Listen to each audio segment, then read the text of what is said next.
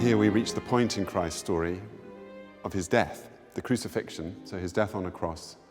And it's the result of a series of trials by the powers that govern the province of Judea, the Roman province of Judea, where Jesus grew up and lived. He's tried by the high priests, so the religious authorities of the Jewish people. He goes before Herod, who's the Jewish governor, the Jewish ruler of the region, and then eventually by Pontius Pilate, who is the Roman governor, so the big cheese over all of them. And all of them, in various ways, want to see him off the scene because he's gathered so much support, and so many of his followers believe in him as the Messiah, the anointed one of God, that he's causing a disturbance and a problem for their political and religious settlement. The reason, finally, for which he's executed is that Pontius Pilate is persuaded by the high priests that Jesus has claimed to be a king, and that this is a threat to everyone's allegiance to Caesar, who is the only king that the Romans will allow to be recognized. And for that reason, this particular execution is authorized by Pilate. It's fascinating in this 16th century carved altarpiece from Antwerp by an unknown artist that you have not only this culminating moment, as you've described it, of Christ's death, but you have this sequence of events leading up to his death. And those are described as the passion, aren't they? And passion is being used there in a technical sense to mean that which is suffered. In other words, it's the opposite of action. It's that which is done to you rather than that which you do. And here in this passion sequence, we have, for example, at the left, Christ carrying his heavy cross up to the place of his crucifixion. He's sort of falling under the weight of that cross, isn't he? And then if we look up at the very center above the crucifixion, we have a scene of the Last Supper.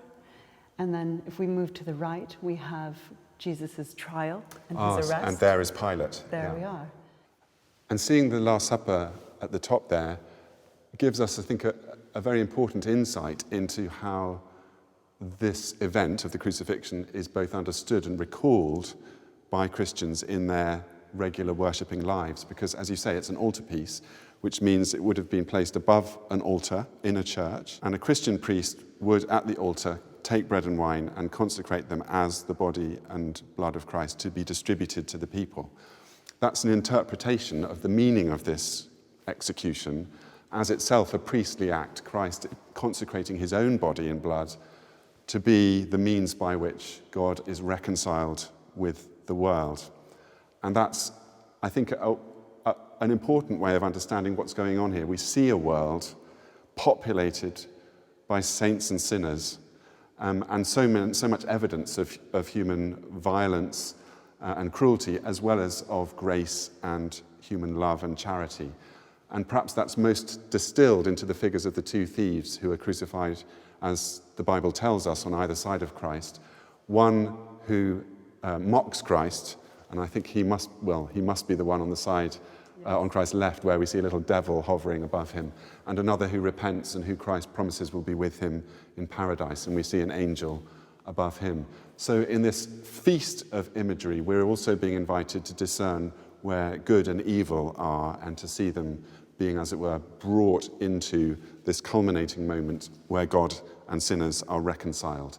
What's called in Christian tradition atonement, which literally means at-one-ment, the unification of what has been divided. It occurred to me that when you were describing the consecration of the bread and wine as the body and blood of Christ at this altar, the prominence of Christ's body repeated again here on the right-hand side.